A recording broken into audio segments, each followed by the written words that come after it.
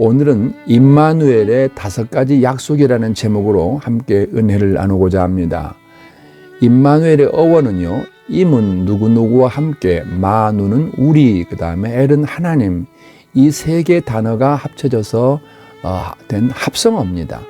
근데 임마누엘의 의미는 하나님께서 자녀된 성도들을 보호하시고 함께 하시면서 가르치고 인도해 주시는 하나님의 사랑을 우리에게 들려주고 알려주시는 귀한 말씀입니다.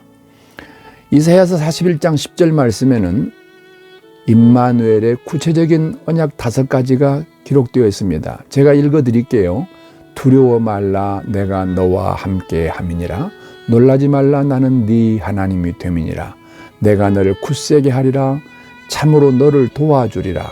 참으로 나의 의로운 오른손으로 너를 붙들리라. 이렇게 되어 있습니다. 이 10절 말씀 안에서 5가지를 생각하면서 함께 은혜를 나누고자 합니다. 첫째는 두려워 말라, 내가 너와 함께 함이니라 라고 하는 임마누엘의 언약입니다. 구약시대에는 특정한 사람과 하나님이 함께 해주셨습니다. 그 이유는 원죄로 인해서 창세기 3장 17절 말씀부터 24절까지 말씀을 여러분 잘 참고하시기 바랍니다. 하나님과 분리된 인간은 하나님과 함께 할 수가 없었습니다. 그래서 하나님께서는 특정한 사람에게 이렇게 말씀하십니다. 창세기 21장 22절에 보니까 아브라함에게 하나님이 너와 함께 계시더라고 특정합니다. 창세기 26장 3절에서도 이삭에게 내가 너와 함께 있어라고 특정합니다. 창세기 31장 3절에서도 야곱에게 내가 너와 함께 있으리라고 특정합니다. 출애굽기 3장 12절에서도 모세에게 내가 반드시 너와 함께 있을 것이라고 특정하십니다. 여호수아에게도 마찬가지죠. 여호수아 1장 55절에 보면은 내가 모세와 함께 있었던 것 같이 너와 함께 있을 것이다. 이렇게 특정하시지 않습니까? 그러나 신약에 와서는 모든 구원받은 성도에게 함께 하신다는 말씀이 이렇게 시작이 됩니다. 마태복음 28장 20절입니다. 볼지어다 내가 세상 끝날까지 너희와 항상 함께 있으리라. 너가 아니고 너희죠. 요한복음 14장 16절에서도 영원토록 너희와 함께 있게 하시리니, 이렇게 구원받은 모든 성도에게 우리 하나님은 임마누엘 하시는 것입니다. 두 번째, 임마누엘 언약은 놀라지 말라, 나는 네 하나님이 됨이니랍니다. 이 짧은 문장은 내가 너를 책임지겠다는 창조주의 언약이자 너는 더 이상 혼자가 아니다 라고 하는 임마누엘의 확증입니다. 세 번째, 내가 너를 굳세게 하리라. 성도의 삶에 임마누엘 하시면 사방으로 우겨쌈을 당하는 상황이 생겨도 결코 쌓이지 않습니다. 답답한 일을 당해도 낙심하지 않을 수 있습니다. 핍박을 받아도 버림받지 않고 거꾸로 뜨림을 당해도 망하지 않을 수 있습니다. 왜요? 임마누엘 하나님께서 나와 함께 하시면서 나를 굳세게 붙들어 주시기 때문인 것입니다. 그 다음 네 번째는 참으로 너를 도와주리랍니다.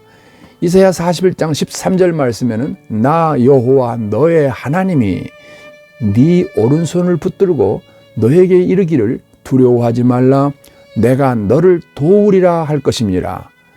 우리 하나님께서는 구원받은 자녀된 성도들을 결단코 버려두지 않습니다. 임마누엘 함께 하시면서 우리를 도와주시는 것입니다. 5번째입니다. 참으로 나의 의로운 오른손으로 너를 붙들리라. 임마누엘의 사랑은 어제나 오늘이나 영원토록 동일하십니다. 그분은 우리를 위해 이 땅에 오셨습니다. 그리고 우리를 위해 죽으셨습니다. 그 십자가의 피로 우리 한 사람 한 사람을 사셨습니다. 그래서 히브리서 13장 5절에서는 내가 과연 너희를 버리지 아니하고 과연 너희를 떠나지 아니하리라 이렇게 말씀을 하십니다.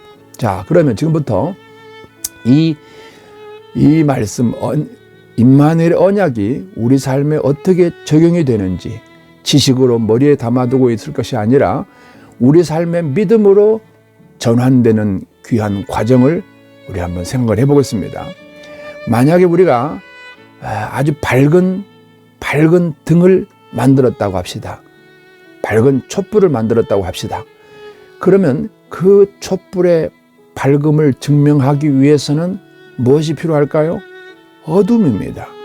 저녁이 돼 봐야 내가 만들어서 자랑하는 이 촛불이 밝은지 아닌지 증명할 수가 있는 거 아니겠어요? 우리 인생에 찾아오는 고난은 하나님께서 주시는 선물입니다. 임마누엘의 하나님, 우리를 홀로 버려두지 아니하시고 우리와 함께 하시는 하나님을 체험할 수 있는 기회인 것이지요. 요한복음 11장에는 나사로 사건이 기록되어 있습니다. 예루살렘 남동쪽 3km 지점에 베단이라는 마을에 부모 없이 3남매가 살고 있었습니다. 오빠 나사로가 무슨 병인지는 모르지만 사경을 헤매고 있었습니다. 마음이 조급해진 마리아와 마르다는 예수님께 사람을 보내서 화급을 다투는 소식을 전합니다. 그러나 예수님께서는 이 소식을 듣고도 반응이 좀 이상합니다. 베다니에서 이틀을 더 계십니다. 즉시 오지 않고 이틀을 더 머무르십니다. 이틀이 지난 후에야 예수께서는 제자들에게 나사로를 깨우러 가자, 잠든 나사로를 깨우러 가자고 하십니다. 예수님께서 베다니의 나사로 집에 도착했을 때는 나사로는 이미 죽었어 무덤에 들어가 있습니다. 그리고 나흘이 지난 때였습니다. 마르다는 예수님께서 이곳에 함께 계셨으면 나사로 오빠가 죽지 않았을 것이라고 하면서 그렇게 아쉬움을 표현합니다. 이 모습을 보던 유대인들도요, 맹인의 눈을 뜨게 한 능력 있는 예수께서 나사로를 죽지 않게 할 수 없었을까 하며 의문을 제기합니다. 이제 예수님께서 마르다와 마리아를 앞세워서 나사로의 무덤을 찾아가십니다. 그리고 무덤 앞에 놓인 돌을 옮겨 놓으라고 말합니다. 그러자 마르다가 이미 죽은 지 나흘이 되어서 냄새가 나는데 이걸 옮기란 말입니까? 돌문을 옮겨 놔라. 예수님 말씀에 순종한 마르다는 무덤의 문을 엽니다. 그리고 예수님께서 나사로를 향해서 나사로야 나오너라 이렇게 외칩니다. 그러자 무덤 안에서 죽은 나사로가 수족을 동인 채로 염을 한 상태 그대로 믿을 수 없는 행동을 합니다. 움직입니다. 일어납니다. 그리고 걸어 나옵니다. 예수님께서 풀어놓아 다니게 하라고 말합니다. 이 사건은 놀랍고도 충격적이었습니다. 그야말로 전무후무한 사건이었습니다. 그 무엇과도 누구와도 비교할 수 없는 예수님의 능력이 나타난 사건인 것입니다. 이 이야기를 통해서 우리에게 전하고 싶은 메시지가 뭘까요? 25절은 이렇게 말합니다. 예수께서 이르시되 나는 부활이요 생명이니 나를 믿는 자는 죽어도 살겠고 무릇 살아서 나를 믿는 자는 영원히 죽지 아니하리니 이것을 네가 믿느냐? 바로 여기에 초점이 맞춰져 있습니다. 예수님께서 자신이 누구인지를 지금 말씀하시는데요. 바로 예수님이 자기 선언입니다. 이 사건에서 나사로를 살리신 것은 예수님이 어떤 사람인지 그가 메시아일 수밖에 없는 것을 보여주신 것입니다. 우리를 부활케 하시는 분이라는 사실을 나사로의 무덤에서 나사로를 살리는 사건을 통해서 보여주신 것입니다. 바로 이와 같이 나사로의 죽음과 살리심은 예수님의 십자가와 부활을 예고하는 중요한 계기가 되었으며 제자들이 이 사건을 통해서 예수님의 메시아인 것을 깨닫게 됩니다. 기적을 목격하게 된 주변의 수많은 유대인들은 지금까지 예수님에 대한 모든 선입견과 부정적인 태도를 완전히 불식하고 예수님을 믿게 됩니다. 바로 이것입니다. 고난이 다가와야 하나님을 만날 수 있는 무대가 만들어지는 것입니다. 우리 삶의 최악의 고통과 시련은 하나님의 임마누엘 하실 무대가 지금 준비되어졌다는 것입니다. 이제 하나님 만나기 위해서 여러분들이 우리 하나님께로 향하시면 됩니다. 또 하나의 예화를 제가 들어드리겠습니다. 위암 말기에서 하나님을 만난 정우본 목사님의 간증입니다. 종신대 출신 정우본 목사님은 매우 밝고 말씀도 잘 전하고 헌신된 분이었습니다.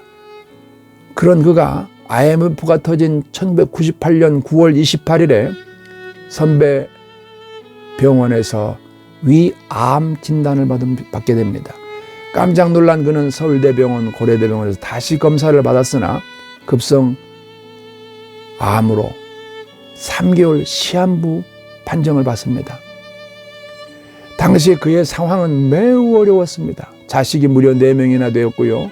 그동안 부목사로 심호하던 교회 사역도 그만두게 되어 수입이 없었습니다. 신용불량자가 되었고 IMF로 모두가 어려운 상황에서 주변에서 돕는 손길도 없었습니다. 거기에 위암 시한부 판정을 받게 된 것입니다. 그가 그동안 성경 공부를 인도했던 그룹에서 의사 선생님이 자신이 치료해 주겠다고 입원하라고 했지만 그 마음속에 병원에서 수술하고 항암치료, 방사선치료 이렇게 해서는 진짜 죽을 것 같다는 생각 때문에 병원에 못 가고 하나님께 엎드립니다. 이렇게 기도하고 하나님을 향하는데도 아무런 응답이 없습니다. 아무런 사인이 없습니다. 그리고 토요일 저녁에 마침내 그는 결심합니다. 내일 주일까지 하나님의 응답이 없으면 주일 지나고 월요일에는 수술하겠습니다. 그날 저녁입니다. 토요일 날 저녁이죠. 그의 마음속에 성령께서 강권적으로 임하십니다. 그리고 이렇게 성령께서 음성을 주십니다. 정 목사야, 너는 지금까지 하나님을 믿은 적이 없다. 이 말씀은 정 목사에게 충격이었습니다. 5살 때부터 교회에 나가고 주일이 끼면 수학여행도 포기했고 지금까지 술, 담배 한번 대본 적이 없는데 하나님을 믿지 않았다는 성령의 음성에 그는 충격을 받을 수밖에 없었습니다. 성령님, 그러면 내가 구원도 못 받았단 말입니까? 그래서 성령께서 말씀을 하십니다. 너는 구원받을 만한 믿음은 있었다. 그러나 네 삶 속에서 진정으로 하나님의 주권을 인정하고 하나님을 신뢰한 적은 없다. 그리고 그에게 믿음 없음을 보여주시기 위해서 흰 종이에 허우적 갈팡질팡 불안 초절한 글씨를 쓰십니다. 그리고 이것이 너의 평소의 모습이라고 말씀하십니다. 이 목사는 평소에 항상 웃는 얼굴이고 말씀도 잘 전해서 참 좋은 목사로 인정받고 살았습니다. 그러나 하나님의 평가는 냉정했습니다. 하나님은 그의 믿음의 실체를 다 아셨습니다. 암에 걸려서 우왕좌왕하는 그 모습 속에서 그의 믿음은 속살을 그대로 드러낸 것입니다. 그는 하나님 앞에 살려달라고만 기도했지 삶과 죽음을, 생사화복을 하나님께 맡기지 못하고 있었던 것입니다. 믿음이란 하나님의 주권을 인정하는 것입니다. 믿음이란 어려운 일을 당할 때 비로소 그 실체가 드러납니다. 하나님께서는 진실한 믿음을 가질 것을 주문하시면서 오늘 우리가 본문을 읽었던 이사야 41장 10절을 소리내서 반복해서 읽을 것을 말씀을 하십니다. 이때 정 목사님 무릎을 꿇고 앉아서 이 말씀을 읽기 시작합니다. 한 번, 두 번 반복하다가 보니까 세상에 놀랍게도 자기가 그동안 설교도 했던 그리고 암송도 했던 이 말씀을 믿지 않고 있다는 것을 발견하게 됩니다. 그는 하나님 앞에 무너집니다. 통곡하고 회개하기 시작합니다. 하나님, 저의 믿음 없음을 인정합니다. 회개합니다. 용서해 주옵소서. 나를 불쌍히 여겨 주시옵소서. 그렇게 땅바닥에 대굴대굴 구르면서 하나님 앞에 통곡하며 회개합니다. 그러자 어느 순간에 암이라고 하는 그리고 시한부 판정을 받았다는 사실은 잊어버리고 평강이 임합니다. 두려움이 떠나갔습니다. 이제는 죽어도 살아도 아멘이 되었습니다. 그 죽음이라고 하는 그 굴레로부터 자유해진 것입니다. 이렇게 되자 하나님께서는 그 믿음을 보시고 치료를 해주십니다. 5일 후에 병원에 가볼 것을 말씀을 하셨어요. 그리고 5일 후에 병원에서 내시경 검사를 받았는데 위가 완전히 깨끗해졌다는 것입니다. 할렐루야.